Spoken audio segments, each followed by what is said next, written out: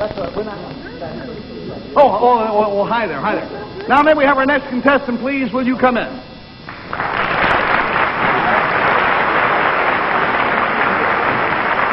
Will you tell our panel, please, what your name is and where you're from? My name is John Cage. I'm from Stony Point, New York. Mr. Cage, and he is from New York. Now, Mr. Cage is a musician. He is a composer. He teaches a course in music at the New School here in New York. Now, Mr. Cage, if you'll whisper your secret to me, we'll show it to those folks out there, huh? All right.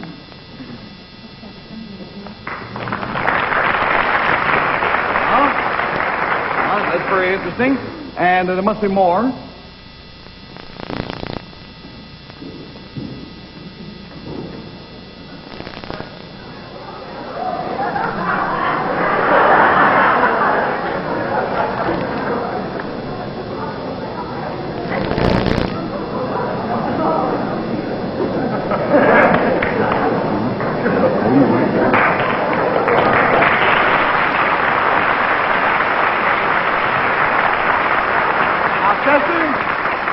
I put this squarely to our producer. Chester, in this event, we have a magnificent demonstration to make.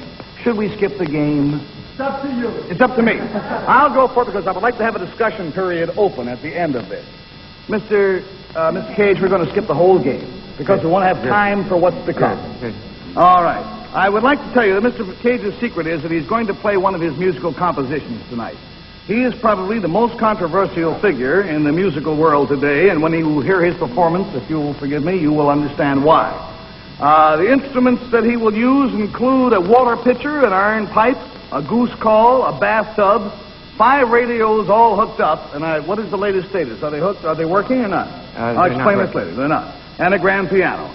Now, Mr. Cage, I know that you teach a course in experimental sound at the New School. Experimental music? Experimental music. Yes. Will you tell us quite seriously whether or not you consider what we're about to hear music? No tongue-in-cheek, but seriously. No, perfectly seriously. I consider music the production of sound. And since in the piece which you will hear I produce sounds, I would call it music. You will call it music, all right? Now, lest you think this is some sort of a stunt, I would like to show you a review of a new album that Mr. Cage has made. This was in last Sunday's New York Herald Tribune. It is not entirely favorable.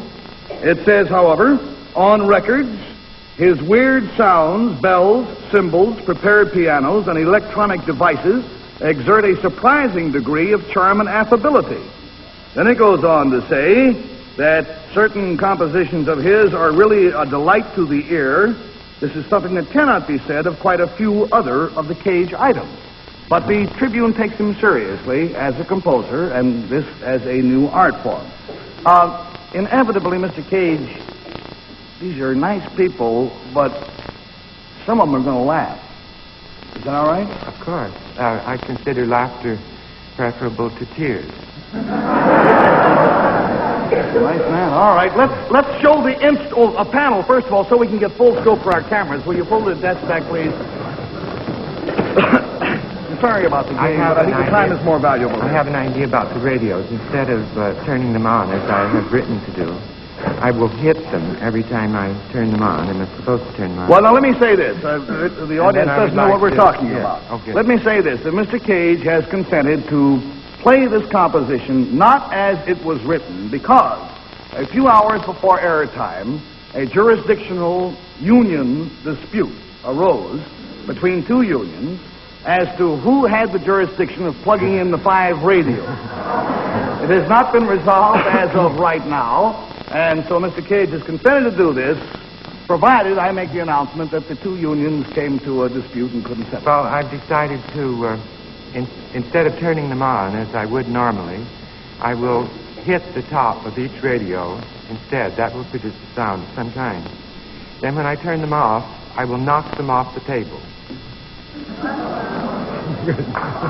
I'm with you, boy. All right, let's see this instrument.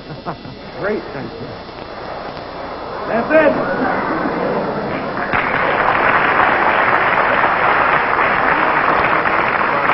Yes, the title of the composition is what, Mr. Cage? Water Walk, because it contains water and because I walk during its performance. That figures, doesn't it? Now, also, two things I want you to notice. Over here, Mr. Cage has a tape recording machine, which will provide much of the... Will you touch the machine so we can know where it is? Which will provide much of the background. Also, he works with a stopwatch. The reason he does this is because these sounds are in no sense accidental in their sequence. They each must fall mathematically at a precise point. So he watches his watch as he works. He takes it seriously. I think it's interesting. If you are amused, you may laugh. If you like it, you may buy the recording. John Cage and Walter Walt.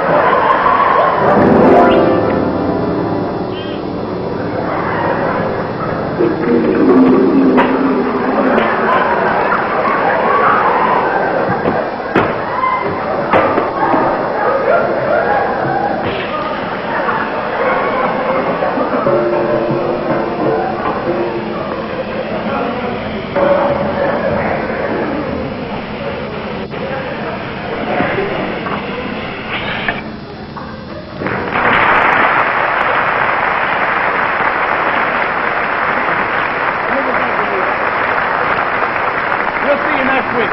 Take care.